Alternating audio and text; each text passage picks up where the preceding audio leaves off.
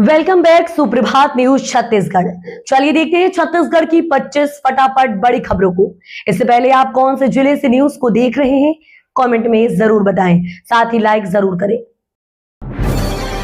मनरेगा की जगह नई योजना 1 जुलाई से लागू होगा वीबी जी राम जी मिशन।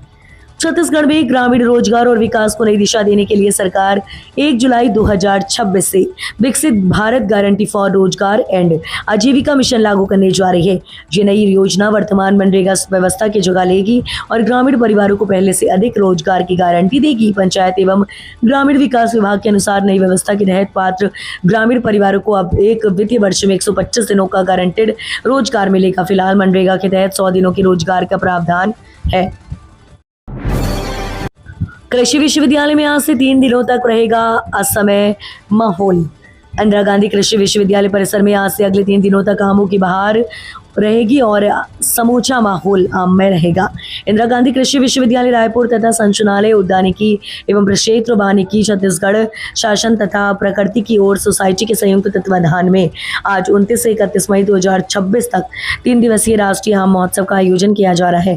कृषि महाविद्यालय परिसर में आयोजित राष्ट्रीय आम महोत्सव 2026 का शुभारंभ राज्यपाल रमेन डेका कल 29 मई को अपराह्न 4 बजे उद्घाटन समारोह की अध्यक्षता मुख्यमंत्री विष्णुदेव साय करेंगे। कृषि मंत्री राम विचार नेताम तथा रायपुर सांसद ब्रजमोहन अग्रवाल अति विशिष्ट अतिथि के रूप में मौजूद रहेंगे। राशन वितरण में अभियाई और जीपीएस की एंट्री। मुख्यमंत्री विष्णुदेव साय ने केंद्रीय मंत्रिमंडल द्वारा सार्थक पीडीएस फेज 2 योजना को मंजूरी दिए जाने का स्वागत किया है। केंद्र सरकार ने इस योजना के लिए 25,530 करोड़ रुपए स्वीकृत किए हैं। मुख्यमंत्री ने इसे गरीब कल्याण, खाद्य सुरक्षा और पारदर्शी शासन की दिशा में बड़ा कदम बताया है। मुख्यमंत्री ने कहा कि नई योजना के तहत सार्वजनिक वितरण प्रणाली को आधुनिक तकनीकी से जोड़ा जाएगा। इसमें artificial intelligence, GPS tracking, QR code tagging, real time monitoring और डिजिटल सप्लाई चेन जैसी व्यवस्थाएं लागू होंगी। 11 जून से आमरण अनशन करेंगे आप नेता। उत्तम डीएड अभ्यर्थियों की नियुक्तियों को लेकर होगा बड़ा आंदोलन। छत्तीसगढ़ में डीएड अभ्यर्थियों की नियुक्तियों का मुद्दा बेहद गंभीर होता जा रहा है। आम आदमी पार्टी ने नियुक्ति की मांग को लेकर लंबे समय से आंदोलन कर रहे अभ्यर्थियों के समर्थन में राज्य सरकार को खुली चेतावनी दी है। इस संबंध में पार्टी नेता उत्तम जायसवाल ने मुख्यमंत्री विष्णुदेव साय को पत्र लिखा है। इसमें उन्होंने लिखा है कि यदि 10 जून तक पात्र डीएड अभ्यर्थियों की नियुक्ति नहीं दी गई तो वे 11 जून से आमरण अनशन करेंगे। ईएसआईसी की बड़ी पहल, मजदूर परिवारों के बच्चों को डॉक्टर बनने का सपना होगा पूरा। छत्तीसगढ़ के संगठित क्षेत्र में कार्यरत बीमित श्रमिकों बच्चों के लिए मेडिकल शिक्षा का बड़ा अवसर सामने आया है। कर्मचारी राज्य बीमा निगम ने देश भर के 20 मेडिकल कॉलेजों में एमबीबीएस और बीडीएस पाठ्यक्रमों के लिए 700 सीटें आरक्षित की गई हैं। इन सीटों पर प्रवेश नीट यूजी परीक्षा की मेरिट के आधार पर दिया जाएगा। श्रम विभाग ने पात्र विद्यार्थियों से जल्द आवेदन करने की अपील की है। आवेदन की अंतिम तिथि 21 जून 2026 को निर्धारित की गई है। ये योजना श्रमिक परिवारों के बच्चों को डॉक्टर बनने का सुनहरा मौका प्रदान करेगी। छत्तीसगढ़ में राशन वितरण पर होगी सख्त निगरानी। मुख्यमंत्री विष्णुदेव साय ने केंद्रीय मंत्रिमंडल द्वारा सार्थक पीडीएस फेज 2 के लिए 25,523 करोड़ रुपए की मंजूरी का स्वागत किया है। उन्होंने इसे गरीब कल्याण, खाद्य सुरक्षा और सुशासन की दिशा में एक दूरदर्शी और महत्वपूर्ण फैसला बताया। मुख्यमंत्री ने कहा कि यह योजना सार्वजनिक वितरण प्रणाली की अधिक पारदर्शी, जवाबदेही और तकनीक आधारित बनाने में अहम भूमिका निभाएगी। इससे गरीब और जरूरतमंद लोगों तक सरकारी योजनाओं का लाभ पहले से ज्यादा प्रभावी तरीके से पहुंच सकेगा। नवा रायपुर को मिलेगी नई रेलवे लाइन, जमीन लेने की प्रक्रिया शुरू। रायगढ़ राजनांदगांव से कनेक्टिविटी होगी मजबूत। नवा रायपुर से नई रेलवे कनेक्टिविटी देने की दिशा में बड़ा कदम उठाया गया। दक्षिण पूर्व मध्य रेलवे ने नवा रायपुर खरसिया करमाल कसान नई रेल लाइन परियोजना के लिए रायपुर जिले में आने वाली जमीनों की सूची जारी कर दी है।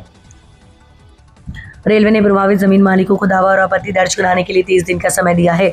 इस नई रेल लाइन के बनने से नवा रायपुर के रायगढ़, राजनांदगांव और दूसरे इंडस्ट्रियल एरिया से सीधी रेल कनेक्टिविटी मजबूत होगी।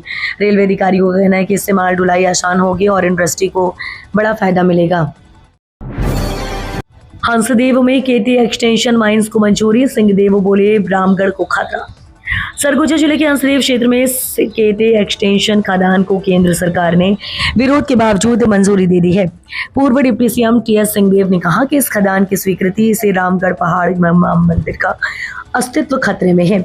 7 लाख से अधिक पेड़ काटे जाएंगे। विधानसभा के संकल्प की अनदेखी करते हुए कंपनी विशेष को लाभ पहुंचाने या मंजूरी दी गई है। पूर्व डिप्टी सीएम टीएस सिंहदेव ने कहा कि राजस्थान विद्युत उत्पादन निगम को आवंटित केते एक्सटेंशन कोल ब्लॉक में 99% हिस्सा सदैव अरण्य के संरक्षित व घने वन क्षेत्र का है, जहां 1742 हेक्टेयर वन भूमि प्रभावित होंगी। इसमें लगभग 7 लाख पेड़ों की बलि दी जाएगी।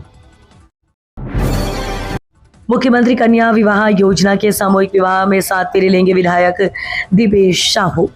मुख्यमंत्री कन्या विवाह योजना के तहत होने वाले सामूहिक विवाह में अक्सर गरीब परिवार से जोड़े लोग जो शादी का खर्च उठाने के काबिल नहीं होते 7 फेरे लिया करते हैं, लेकिन बेमेतला विधायक दीपेश साहू नजीर पेश करने जा रहे हैं। विधायक दीपेश साहू बेमेतला जिला प्रशासन द्वारा 31 मई को मुख्यमंत्री कन्या विवाह योजना के तहत आयोजित सामूहिक विवाह समारोह में तरुण साहू के साथ अन्य 23 जोड़ों के साथ 7 फेरे लेंगे। आयोजन में मुख्यमंत्री विष्णुदेव साय के अलावा विधानसभा अध्यक्ष डॉक्टर रमन सिंह, उप मुख्यमंत्री द्वय अरुण साव एवं विजय शर्मा के अलावा सांसद व केंद्रीय मंत्री तोकन साहू, कैबिनेट मंत्री लक्ष्मी राजवाड़े के अलावा अन्य विशिष्ट अतिथि शामिल होंगे। छत्तीसगढ़ में इम्प्रूव्ड राइस स्कीम होगी शुरू। छत्तीसगढ़ में भारत सरकार की नई इम्प्रूव्ड राइस स्कीम को लागू करने की तैयारी तेज हो गई है। रायपुर के न्यू सर्किट हाउस में राज्य स्तरीय कार्यशाला आयोजित की गई, जिसमें खाद्य विभाग, भारतीय खाद्य निगम, मार्कफेड और राइस मिलर्स एसोसिएशन के प्रतिनिधियों ने हिस्सा लिया। कार्यशाला की अध्यक्षता खाद्य नागरिक आपूर्ति एवं उपभोक्ता संरक्षण विभाग के सचिव रीना बाबा साहिब कांगले ने की। जमीन खरीदी के नाम पर ठगी, रजिस्ट्री कराकर नहीं दिए 1,92,00,000 रुपए। छत्तीसगढ़ के बिलासपुर शहर के सिविल लाइन थाना क्षेत्र से जमीन खरीदी बिक्री के नाम पर बड़ी धोखाधड़ी का सनसनीखेज मामला सामने आया है। गोंडपारा निवासी एक महिला से करीब 1,90,00,000 रुपए की ठगी कर ली गई। आरोपी एक्का ने महिला को झांसे में लेकर जमीन की रजिस्ट्री अपने नाम करवा ली, लेकिन तय रकम का भुगतान नहीं किया। मामले की शिकायत के बाद सिविल लाइन थाना पुलिस ने आरोपी के खिलाफ धोखाधड़ी का अपराध दर्ज कर उसकी तलाश शुरू कर दी है। पीएम आवास योजना में बड़ा घोटाला, शासकीय जमीन पर अवैध आवास बनाने की तैयारी। जिले के बाराद्वार नगर पंचायत में पीएम आवास योजना को लेकर बड़ा घोटाला सामने आया है। आरोपी की जनप्रतिनिधियों और पटवारी की मिलीभगत से शासकीय गोचर भूमि पर अवैध तरीके से पीएम आवास बनाने की तैयारी की जा रही थी। इतना ही नहीं, सरकारी जमीन के नक्शे में छेड़छाड़ कर उसे बदलने का भी आरोप लगाया गया है। इस पूरे मामले का खुलासा नगर पंचायत के नेता प्रतिपक्ष अभिषेक राय ने किया। उन्होंने फर्जी दस्तावेजों के साथ कलेक्टर से शिकायत कर मामले की जांच की मांग की। शिकायत सामने आने के बाद प्रशासन में हड़कंप मच गया। पलारी नगर पंचायत चुनाव में सियासी संग्राम तेज, भाजपा और कांग्रेस ने झोंकी पूरी ताकत। नगर निकाय चुनाव को लेकर बालोद जिले के पलारी नगर पंचायत में सियासी माहौल पूरी तरह गर्मा गया है। भाजपा और कांग्रेस दोनों ही दल चुनाव प्रचार में पूरी ताकत झोंक रहे हैं। एक और जहां छत्तीसगढ़ के उप मुख्यमंत्री विजय शर्मा ने भाजपा प्रत्याशियों के समर्थन में जनसंपर्क कर कांग्रेस पर जमकर साधा निशाना, वहीं कांग्रेस की ओर से पूर्व गृह मंत्री ताम्रध्वज साहू ने ग्राम सभा को संबोधित कर भाजपा नगर सरकार के खिलाफ माहौल बचाने की कोशिश की। नगर निकाय चुनाव प्रचार के तहत मुख्यमंत्री विजय शर्मा पलारी पहुंचे, जहां उन्होंने भाजपा प्रत्याशी लखन साहू और पार्षद प्रत्याशियों के पक्ष में जनसंपर्क किया। सीएम साई की घोषणा पर हुआ अमल, जिला पंचायतों को भी मिलेगा गौड़ खनिज निधि में हिस्सा। छत्तीसगढ़ सरकार ने त्रिस्तरीय पंचायत व्यवस्था को और अधिक मजबूत बनाने की दिशा में बड़ा फैसला लेते हुए जिला पंचायतों को भी गौड़ खनिजों से प्राप्त रॉयल्टी राजस्व राशि में हिस्सा देने का आदेश जारी कर दिया। राष्ट्रीय पंचायत दिवस के अवसर पर आयोजित राज्य स्तरीय कार्यक्रम में जिला पंचायत अध्यक्ष रायपुर नवीन कुमार अग्रवाल ने मुख्यमंत्री विष्णुदेव साय से जिला पंचायतों को भी गौड़ खनिज निधि का हिस्सा दिए जाने की मांग की थी। मुख्यमंत्री ने मंच से इस मांग को स्वीकार करते हुए घोषणा की थी, जिसका अब राज्य शासन द्वारा पालन कर दिया गया है। छत्तीसगढ़ में खाली पड़ी सरकारी जमीनों का होगा कायाकल्प। छत्तीसगढ़ सरकार ने प्रदेश के विभिन्न जिलों में शासकीय विभागों, निगम मंडलों, कंपनियों और बोर्डों के स्वामित्व वाली अनुपयोगी व खाली जमीनों के व्यवस्थित विकास और सदुपयोगों के लिए एक व्यापक रिडेवलपमेंट कार्य योजना तैयार करने का निर्णय लिया है। इस योजना के क्रियान्वयन के लिए आवास एवं पर्यावरण विभाग को नोडल एजेंसी बनाया गया। इस महत्वपूर्ण परियोजना को लेकर मंत्रालय में मुख्य सचिव विकासशील की अध्यक्षता में एक उच्च स्तरीय समीक्षा बैठक संपन्न हुई। बैठक में मुख्य सचिव ने विभिन्न विभागों के वरिष्ठ अधिकारियों और जिला कलेक्टर से चिन्हित की गई भूमियों के संबंध में विस्तार से जानकारी ली। राजधानी को मिलेगी नई रेलवे लाइन, जमीन लेने की प्रक्रिया शुरू। नवा रायपुर को नई रेलवे कनेक्टिविटी देने की दिशा में बड़ा कदम उठाया गया है। दक्षिण पूर्व मध्य रेलवे ने नवा रायपुर खरसिया परमाल कसा नई रेल लाइन परियोजना के लिए रायपुर जिले में आने वाली जमीनों की सूची जारी कर दी गई है। इसके साथ ही जमीन लेने की शुरुआत प्रक्रिया भी शुरू हो गई है।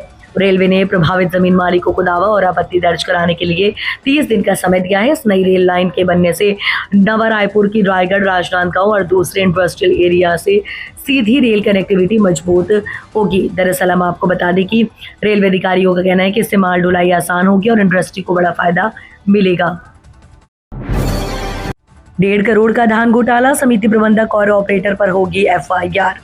कबीरधाम जिले के बंडरिया और लोहारा विकास खंड में एक बार फिर लगभग 1.5 करोड़ रुपए का धान घोटाला सामने आया है। खाद्य अधिकारी ने इसे संज्ञान में धान उपार्जन नीति का गंभीर उल्लंघन बताते हुए समिति प्रबंधक और ऑपरेटर के खिलाफ पुलिस में FIR दर्ज करने के कड़े निर्देश दिए हैं। विकास खंड बंडरिया क्षेत्र स्थित कामठी समिति में खाद्य विभाग की जाँच के दौरान 3289 कुंटल धान की फर्जी खरीदी विक्रय का खुलासा हुआ है। वहीं लोहारा विकास खंड के धर्मगढ़ में तकरीबन 1200 कुंटल धान का हेराफेरी सामने आया है। अगले 2 और दिन झुलसाएगी गर्मी, रायपुर समेत कई जिलों में हीट वेव अलर्ट। छत्तीसगढ़ में नौतपा के दौरान भीषण गर्मी का असर लगातार बढ़ता जा रहा है। दरअसल हम आपको बता दें कि प्रदेश के कई जिलों में तापमान 45 डिग्री सेल्सियस के करीब पहुंच गया है, जिससे जनजीवन बुरी तरह प्रभावित हो रहा है। तेज धूप और गर्म हवाओं के कारण दोपहर के समय लोगों का घरों से बाहर निकलना मुश्किल हो गया है। राजधानी रायपुर समेत कई इलाकों में हीट वेव जैसे हालात बने हुए हैं। मौसम विभाग ने अगले 2 दिनों तक गर्मी का प्रकोप जारी रहने की संभावना जताई है। हालांकि कुछ क्षेत्रों में हल्की बारिश और तेज हवाओं से मामूली राहत जरूर मिली है।